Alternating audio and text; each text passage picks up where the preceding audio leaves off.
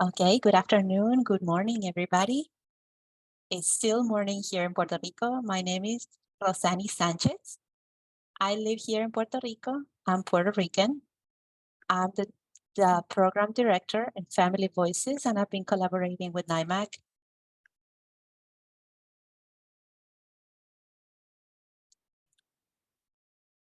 We can see the presenter. Oh, perfect, thank you. As I was saying, I've been working with NIMAC for the last 3 years. It's been a great experience to be able to work not just with NIMAC, but with my people here in Puerto Rico. We're going to be talking about the developing materials and how we can create materials that are culturally responsive and adapted to the audience that we want to impact. Today, we're going to work with the development of materials using plain language, simple language, how we can adapt these materials culturally.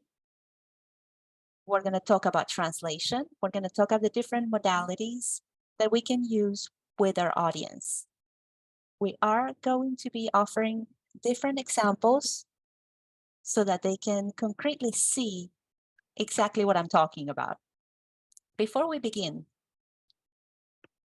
with the development of materials, I'd like to hear a little bit about you. So I'm going to give you the first question.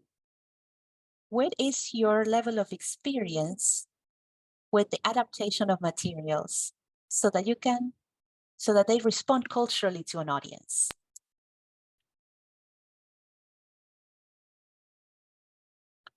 The poll has been launched. We are receiving responses. More responses. 50% of the audience has responded. Good, so you've had some experience, good. Let's see what our next question is. There comes the next question. The first step that we have to keep in mind is, okay, let's see the results. People with little experience, 40 or 48%, 22% don't have any kind of experience, and 21% is just getting started. So this workshop is going to be very useful for you. We're going to have this presentation available for you so that you can look at it again, you can use it again.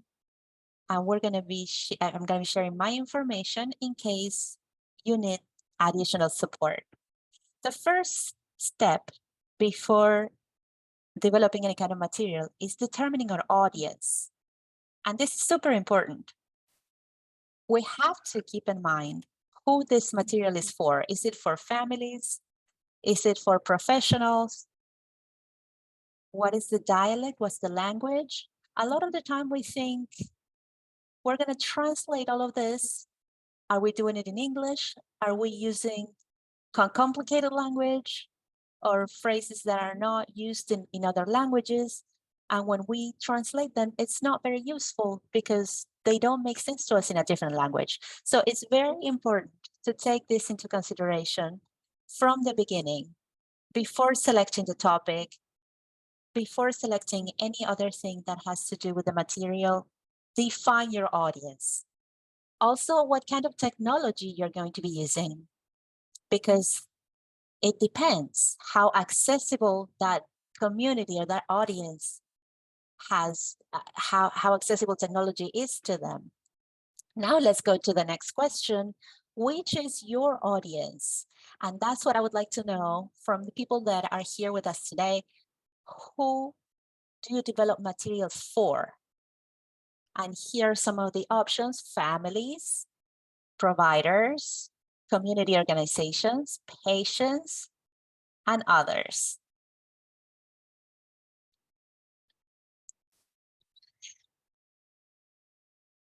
%30 of people have responded. Let's wait a little bit. 50% have responded.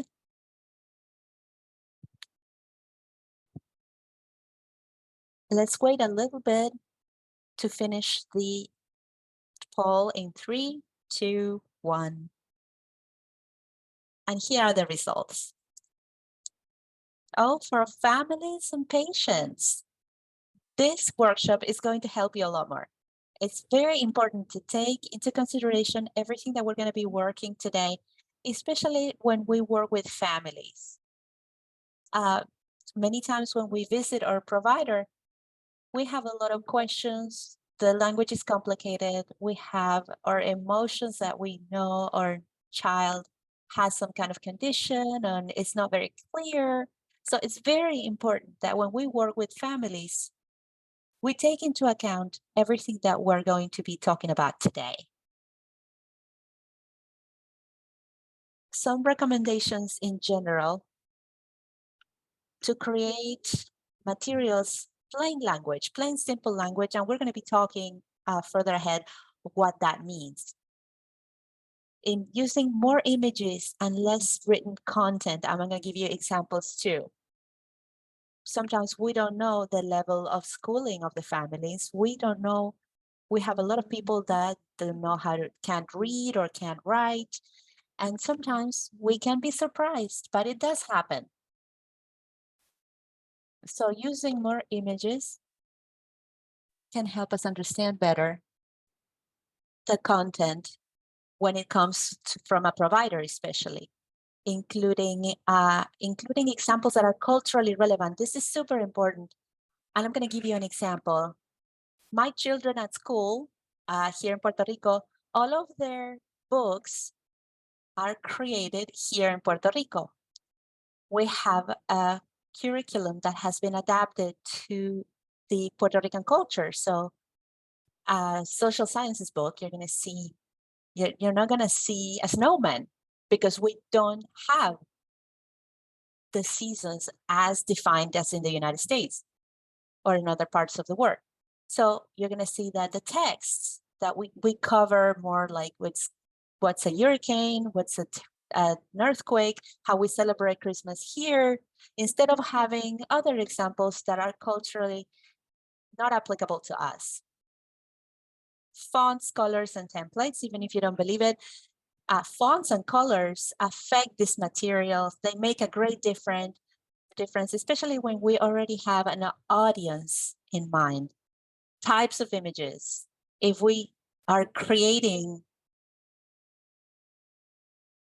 an infographic or a flyer for the Hispanic community, we're not going to put people that look very American or with other features that are not the most common features of a Hispanic community. Avoid jargon and avoid acronyms. This is very difficult for translators, for people who can modify this content. Translating idioms, jargon, jokes that are culturally created, it's very, very difficult to translate them and to make them have the same sense within the content of materials.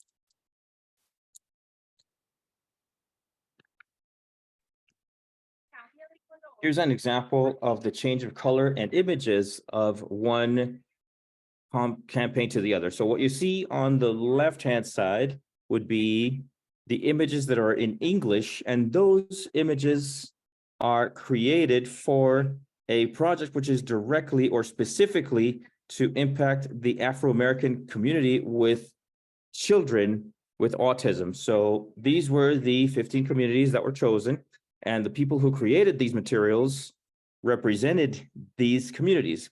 So these are the ones that were with this community. And you're going to see two infographics, which are specifically developed for the Hispanic community. The colors are different, the letters are different, the type of letters, and you'll see much more color, symbols, and you can see, or you can identify. So if we can see this flyer in the social networks, then I'm going to identify with this. So we have Puerto Rico, we have other elements that are very cultural and that call our attention. So if I can see that this infographic was created for my community, automatically, I'll have a particular interest. So here we want to see, specifically when we create content for social networks, we have to see that this will call the attention of everyone who is watching or who's reading. And now I'm going to give you another example of what we had already discussed with using more images and less content. So this first image, you can see which were the most common symptoms to identify that you have COVID. So many people were perhaps not understanding English or not understanding or don't know how to read. Then you can see the images and you will have an idea of what it is to identify the symptoms. So very important to use, if you can use more images, you can help for the content to be better understood. Similarly, the signs of depression, something that we have to express in a very neutral way, but to use facial images and help the person to identify how they feel. So these are some examples that we can give. And here's another question for you. So be ready. What is your level of experience with the use of plain language guidelines? So simple guidelines, simple language. We can say the same thing with different words, specifically in Spanish. So it could be simple, or let's see what you guys have to say.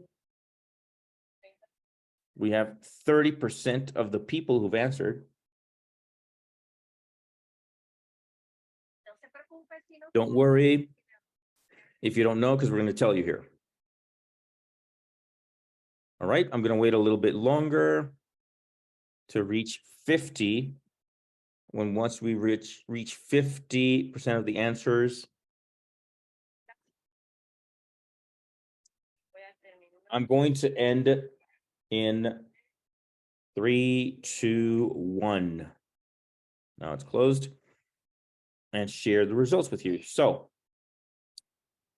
44% say they have little experience, 17 are starting, 17%, 12% have no experience. Okay, perfect. And 25% have a lot of experience. So then this can help to work with these parameters. Very good. So what is the use of plain language? What does it mean? So plain language basically is the use of written or verbal communication, and that the audience can understand the first time they read it or hear it. And it happens to me many times when there is an email sent to me or information that needs to be read. I have to read it more than 3 times sometimes.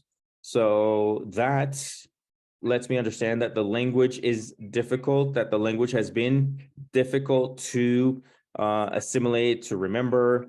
So consider this when you read, and if it stays quickly in your mind, otherwise you have to make it even simpler, and including not just words, but also the page layout. So I'm going to give you several strategies of how to turn a content which is dense into content which is heavy, or rather content which is heavy, and how to turn it into a design that looks organized, that the families are able to read in a more comfortable way and that they can hold that information within. And the design process of how do we create this material? Well, the language has to be clear, concise, and sentences that are too long with too many prepositions. And in Spanish, we use a lot of prepositions. So because of that, many times when we translate a content, it's so much longer in Spanish than in English. So it's very important to be clear, to the point. And the design and organization of your documents has to be done in a way that once you read it, you feel that the information is well organized and easy to understand. Also, use people who represent that audience so that they test your material before you put it on social networks or share it. And for that purpose, we have a group that we've already established in every project, and we call it the CRC, which is basically in Spanish, or the Cultural Committee or Adaptive Committee. So everything we do, basically, they review. It is a group of 7 family leaders that represent different communities. And there's communities that represent the Vietnamese, other communities representing the Iranians, the Hispanic, American, and with different dialects. And you can see how every time we share something with them, all of the recommendations we have to make or apply in the materials, we're still missing some things. So we're overlooking things that are important. And that's why we've tried to work with these leaders to hear them and apply what they need and to not make the same mistakes, talking about spaces clearly and with respect. It's something I'm working on, speaking slowly.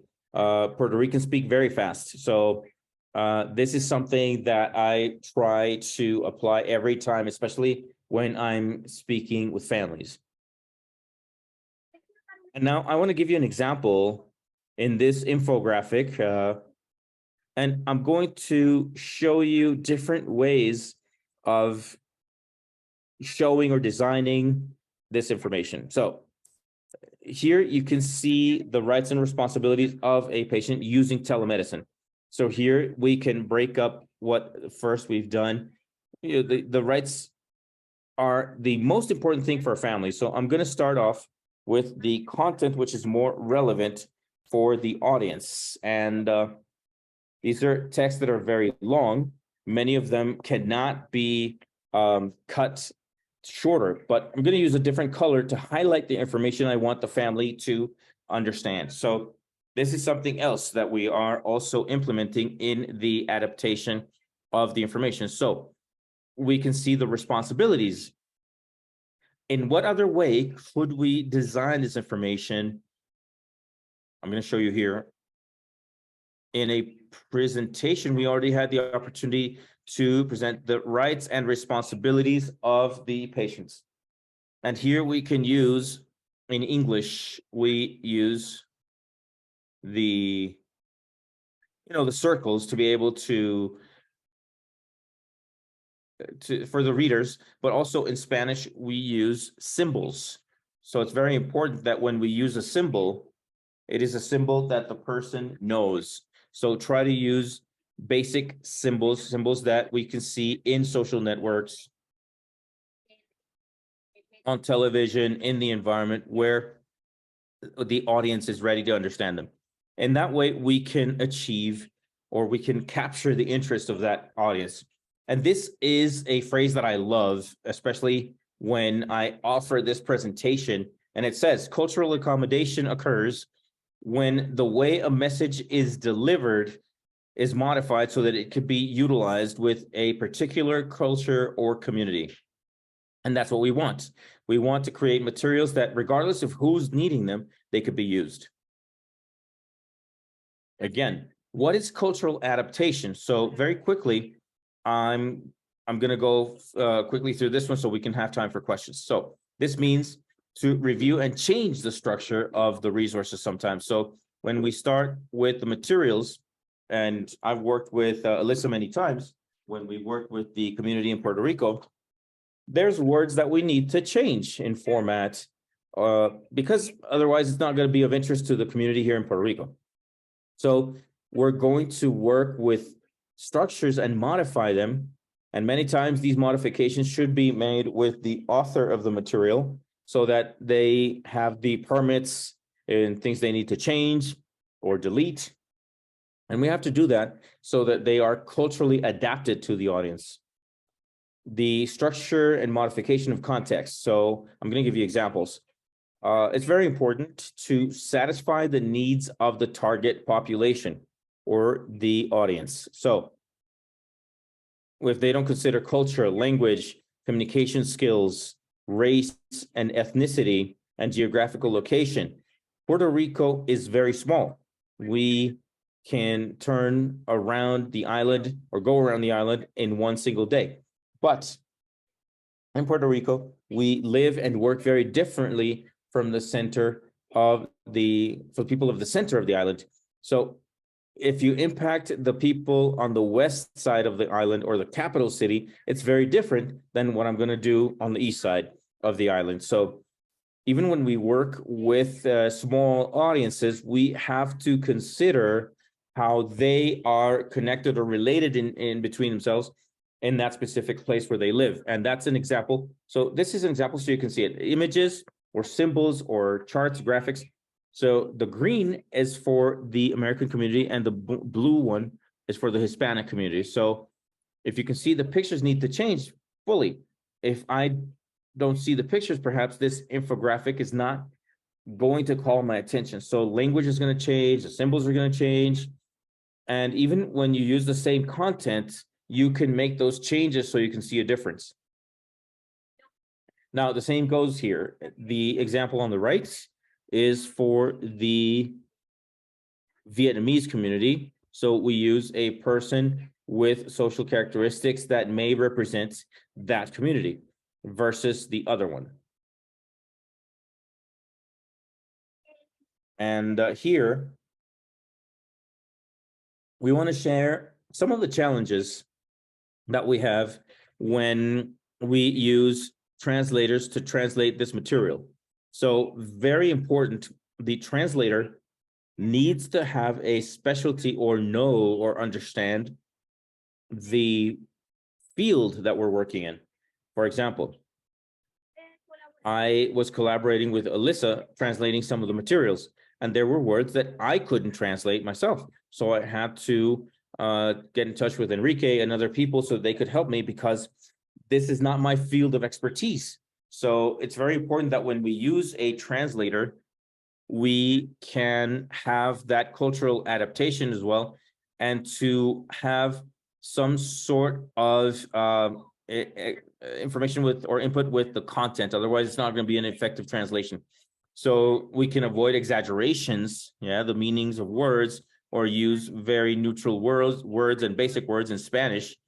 There's many words that mean the same thing, but we have to find the most basic word for the different dialects. So I speak Spanish, but my Spanish is different from the Mexican Spanish, different from the Spanish or Spanish from Spain. So all these nuances are very important to consider. What is the problem with word for word translation? So translations are very important because it is the best way to share information, knowledge, ideas, projects with people who don't speak English, because English is not their first language. So translation is very important, but a good translation needs to maintain the sense of the message, the meaning, the style, but also adapt it to the culture we want to impact or our target audience. So that's why it's so important to always adapt it culturally and use the most basic word and neutral words that we can. Now, let's talk about modalities, because here we can create all the materials we want to create, but if we don't know how to share them with that audience specifically, then it's going to be difficult for us. So this is very important. When we work with the Hispanic community or other communities that I've had the chance to work with, like tribal communities, Puerto Rican communities, I wanted to share with you the most common or easy ways to reach that audience. We use video and audio. So I think this text is going to a second level, so to speak. So instead of texting, we're using audio. That works a lot for much of the community. Now there's virtual training online. Many times that works. We have seen that the audience and participation increases when we offer this virtually. We can connect from our car, or a medical appointment, etc. But depending on the audience, we have families and communities where the internet doesn't, they don't have a good connection. So we are speaking about some communities in Hawaii, we have other communities that are very difficult to reach. So it's important here in Puerto Rico, we get power outages almost once a week. In Virgin Islands, same thing. So connection or connectivity can vary. And so here we can share this information. Phone calls, many times, instead of having a focus group, this works very well to call the family and have a conversation on the phone. And text messaging and but in SurveyMonkey, this could change. And sometimes we see this very informally, but this is a way in which the families are making it available. So I'm sharing this information with you. Now, modalities. This is another example of how we work on a curriculum that we created about telemedicine, and we put it in our website. Here, you can see that everything's in English, but there's a button that also says everything is available in Spanish. So when we say everything's available in Spanish, everything should be available in Spanish. So if you write a flyer to invite families and it says, you have to register in this link or in this, URL, you have to make sure that it is also translated so that the family can go to that link and find information that they need in Spanish. So many times we forget that. Here we see different modalities. We have the presentation at PowerPoint style. We're using what is PowerPoint here, but the person can also download the document. They can download it in a note format. They can download it as a PDF. It's also available in video. So the video has audio in Spanish, audio in English. So we see here a lot of modalities all together. It's very important, especially for providers, when we're creating materials for families, having a glossary. There's vocabulary and there are words that we're not going to be able to change and we're not going to be able to simplify. So with these words, make a glossary, a small one at the bottom of that document, so that the family can then understand what that word means in simple terms. Now, I'm going to give you some examples so we can go to questions. Here's how we simplify language. We see a party graph with a lot of data, numbers, percentages, and how instead of a party graph that will take us a lot of time to analyze and remember, to an infographic that says at least 75% of the members needs to be present, 80% of parents need to be present, and at least one representative from the community has to be present. So it's a lot easier to remember these numbers than the party graph. We also see here, this is important when we use symbols and we're going to translate them. It's very important to look for symbols that have the language that we're translating into. So we have the help symbol and we put ayuda here. If we put it in the same way, the family might get lost. So it's very important to use pictures with text, that the texts are also in Spanish or in the language that you are deciding. And here are some examples. When I told them that we had to be clear and concise, look at the first example. The following information must be included in the application for it to be considered complete. And below, you must include the following information in your application. It's super important to be clear and precise with the instructions that we give, especially when we're working with families. Here's a long paragraph, and we divided it in different phrases that are shorter so that the family can read it in a more organized way. Resources that I have for you. I have a plain language checklist that you can download. You can download that list and see if everything that you need to do for that document to be in plain language, then you can use this guide. It's in English and in Spanish. We have also other resources that you can use for the audience that you need. So I'm going to be sharing these links with you. To finish up, I have 2 questions for you, and you can share that in the chat. How was the experience participating in a presentation that is in Spanish with interpretation in English? Let's see what kind of responses we get. I'm going to share the responses.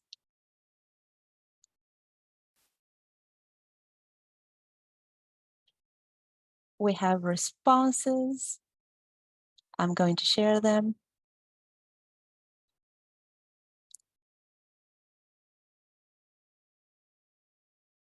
I'm going to stop sharing the screen. Thank you.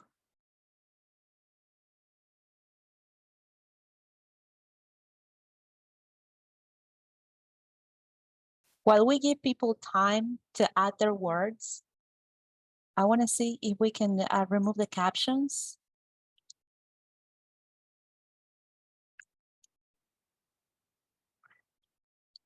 If you're using, are you using PowerPoint? Yes, I'm using PowerPoint. I'm going to put this in the chat directly so that we can remove the subtitles. We see a lot of positive words here. Great, excellent, amazing, new experience, fantastic. Yeah, it requires a lot more attention. That is true. I love it.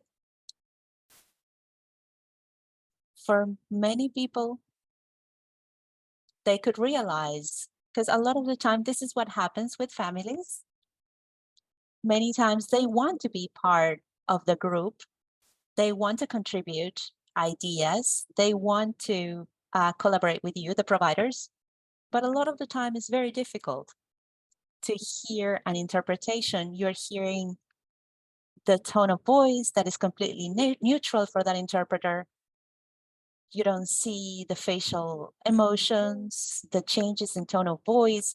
And these are things that we miss a lot of the time when we're trying to be part of that group. So I thank NIMAC enormously for giving me the opportunity to present in Spanish, which is my native language, where I'm most comfortable, and for sharing my knowledge with you. So I have one last question. Do we have more time? How are we doing with time?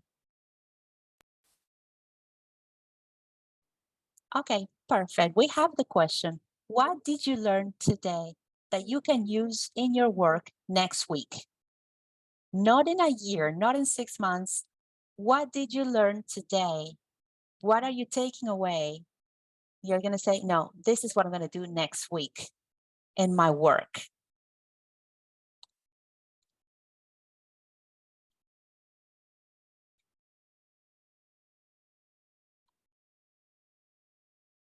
You can write it in the chat, in English and Spanish, however you like.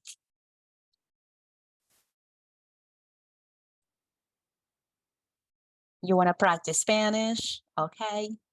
You love the presentation. You're going to pay attention at pictures that you use.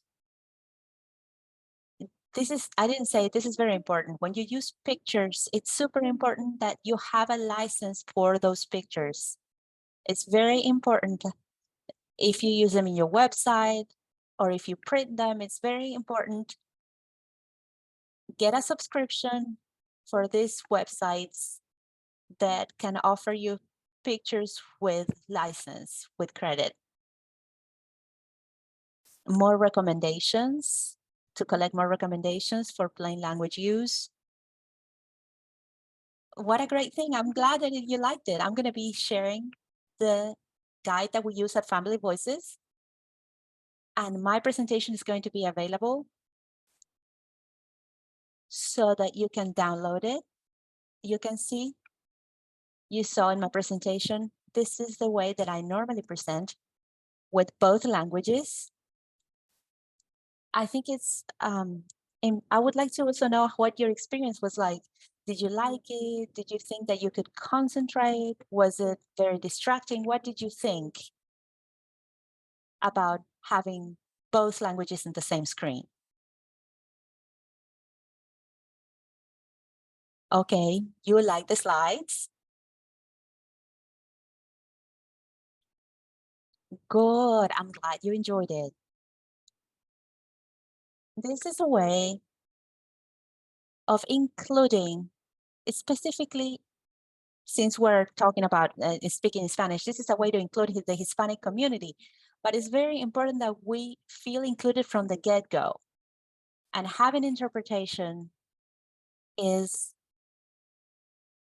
it's an inclusive way of including these people, but coming into the presentation and seeing that it's written in your language invites you.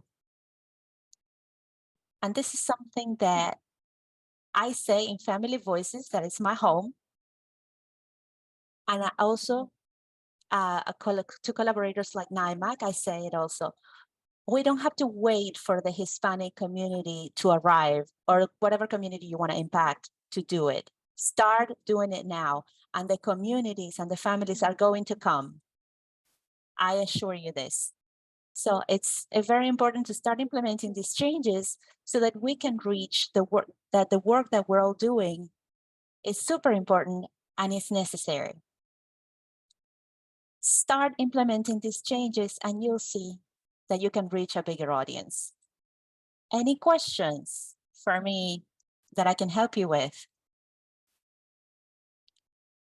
You can share them on the chat. I don't know if you'll have the opportunity to speak.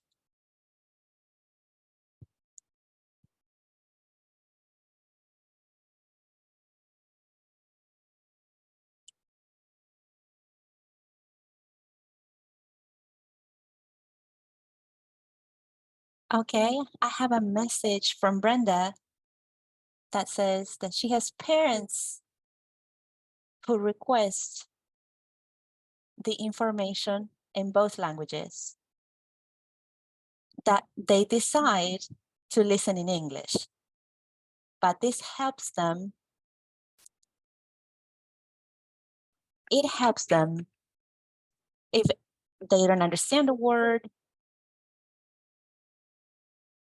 Also, that's why the presentations, when we do them in a bilingual way, that helps the interpreter too, because the interpreter can see the content that they're translating.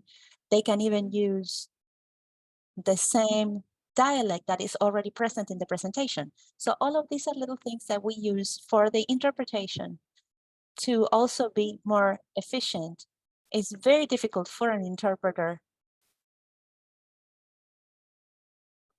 Can they use the same dialects? We don't know because we have different Spanishes. And I imagine that that happens with other languages too. Brenda, welcome. Something that I wanted to say, when it's possible, if the person is going to interpret, can be the person who translates. For us interpreters is a lot easier because I've already been exposed to the language. It sticks with me. It's a lot easier for me to provide that interpretation, especially when we have presenters that are very quick. We had a person from Staten Island that spoke as fast as Puerto Ricans, and I was like, oh, I know what happens when they have to interpret us. But that helps a lot. Whenever it's possible, having that person to be the same person. Yeah, that is true. That helps a lot. We have a group of interpreters and we try to cover more or less the same contents. They know our content. They're familiarized with a lot of our language, and in particular, those strategies that you providers, many of your providers, you can use as well. Thank you, Brenda. Nice to see you. Any other question or comment? You can activate your audio the way Brenda did to ask questions.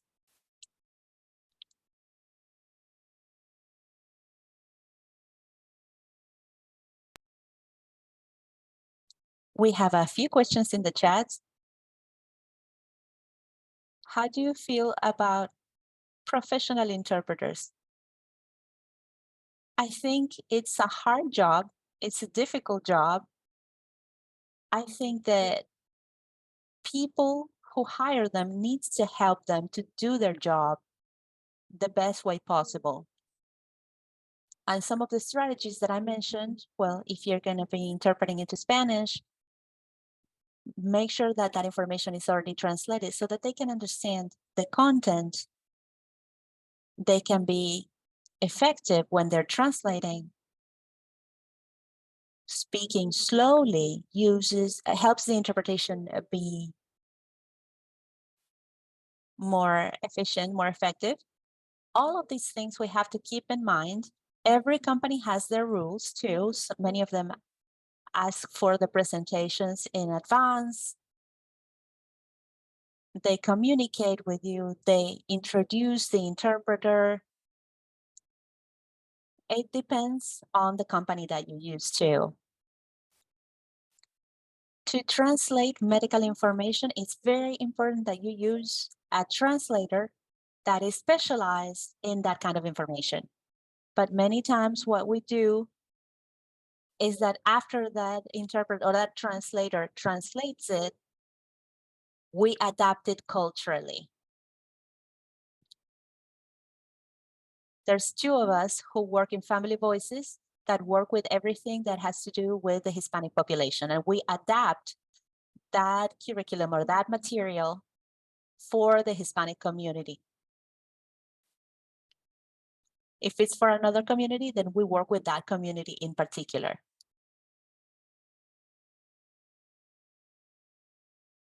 Yes, I can recommend many resources. I'm going to be sharing what we have in our website. I also shared with you the website called plainlanguage.gov. It's in my presentation, don't worry.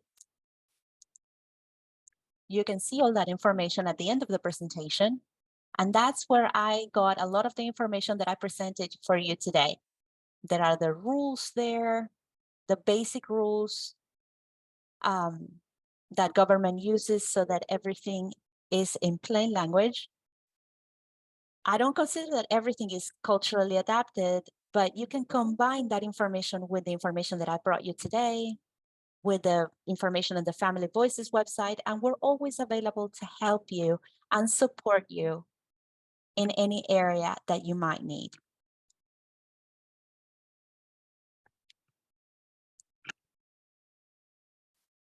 Valentina says, if there are any glossary created by a group, we always create a glossary, and the glossary depends on the information that we're going to be offering. To give you an example, the telemedicine one has a glossary specifically for the content that was worked on in that curriculum. We are working right now with a project based on how to empower families for the use of language and a language access if they need an interpreter when they make an appointment with the provider.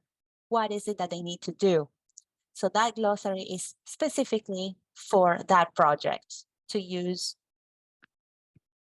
When we make it all together, the glossary might be too long and we might lose interest. So we try to do it more structured and specific. Many links are being shared with information and resources that you could use.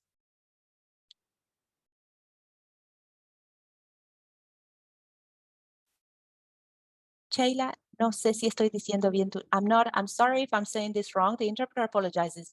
Yes, many times we do have to take into account the regions and the population, specifically Hispanic population that we're working with. Like, as I said, language always needs to be basic, where all Hispanics can understand the content.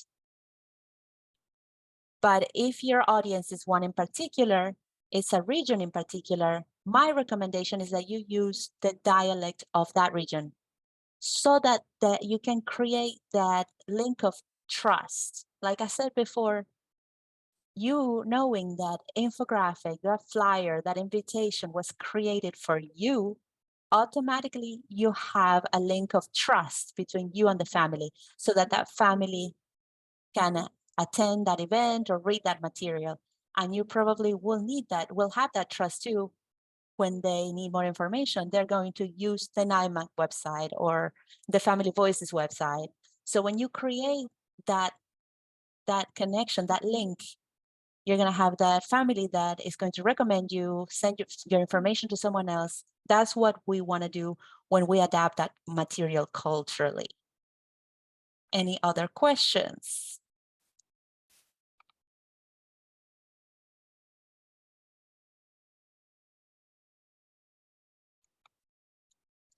We have a comment from Leslie.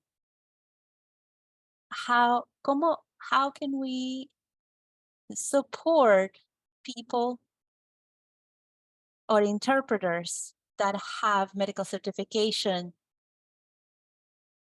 I think the most important is for providers or people who are going to use this type of service believe that it's necessary. So we have to start there. We have to help providers and organizations that are sharing information with families of the importance of having information in more than one language, adapting those materials, depending on the audience that we want to impact. Many families don't know where to find information. They don't have it. So especially here in Puerto Rico, we only have 4 geneticists. So the information of genetics is mostly in English. So a family that doesn't have knowledge of English, it's going to be very difficult for them to find information about the condition of their child, the services they need. And that is why it's so important to have that information translated. And I think that NIMAC has been an organization that from the get-go has created the space for this to happen. And the fact that I'm here today presenting in Spanish is this enormous gateway. And I hope that not just NIMAC, other organizations can do the same because it's important. It's important, especially when our audience is families. And most of you shared that this is the case. So we are going to continue to work with this, and the work you do, please share it with others so that we can all learn from you. So thank you. We encourage you to share everything we showed you today. And if you have any question, I can give you my email at the end and be happy to help you.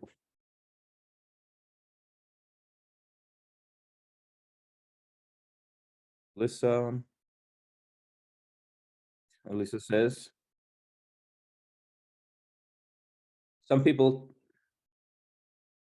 have, argue about the money they need to create a good resource. And so it's costly sometimes, and we have to print all the proposal and everything and the work that we need to do. And we have to have interpretation, translation, and adaptation. So with our budget. So many families also help to create these materials and to be able to adapt them so that they can reach the audiences. So collaboration is very important to open pathways with the people who have the same knowledge. And at the end of the day, we have, let's say, the same goal. You can't find the word in Spanish for goal anyway. Our purpose is to reach out to more families. So we have to stay together. We have to create these close ties and cooperation so that whatever I have, then we can share it with you and vice versa. Objetivo, meta, yes, those were the words that she was looking for. So we have a few more minutes to talk. You guys have any other question? So yes, if you can share your experience, if you think you could use more interpretation in your consultation or in your visits with your patients or your counseling, what other questions do you have, after hearing all these recommendations?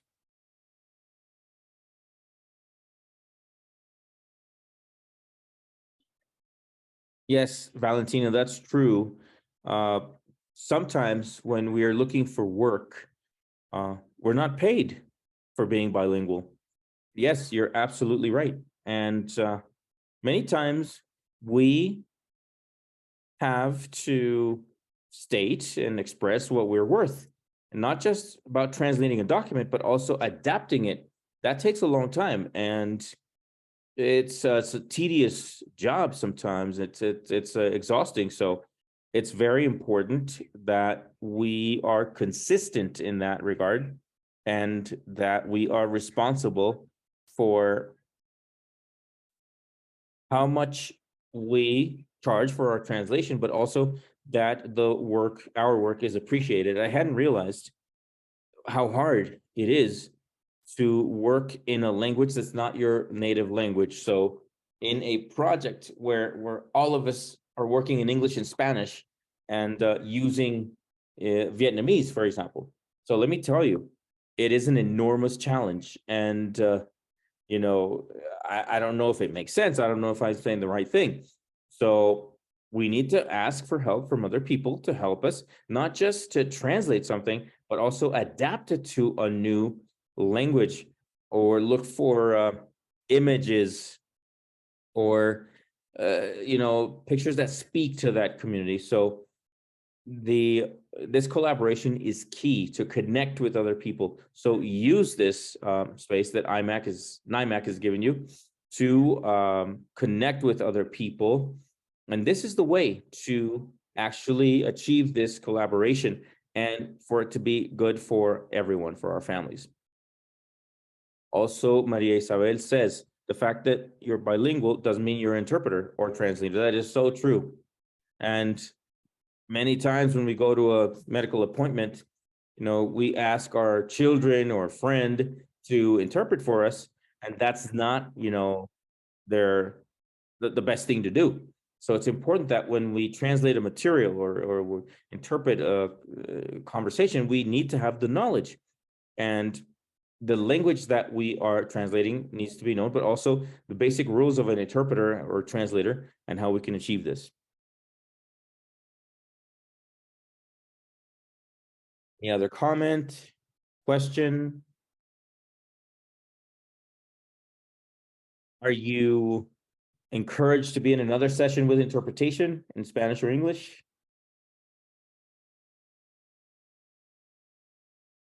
Yes, several yeses. Yes, yes, yes. Valentina, Christy.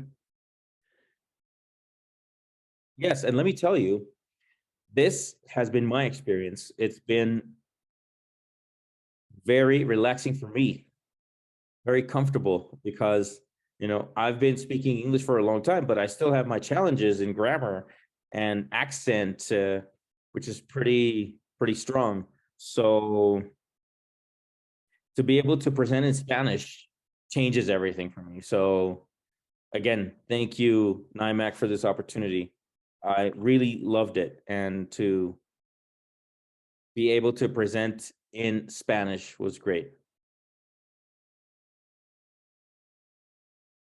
Thank you all. I'll leave you my email over here in case you want to send me a message or need some help. And, where we have all the presentations so that you can download mine, you can print it, with the people who need this.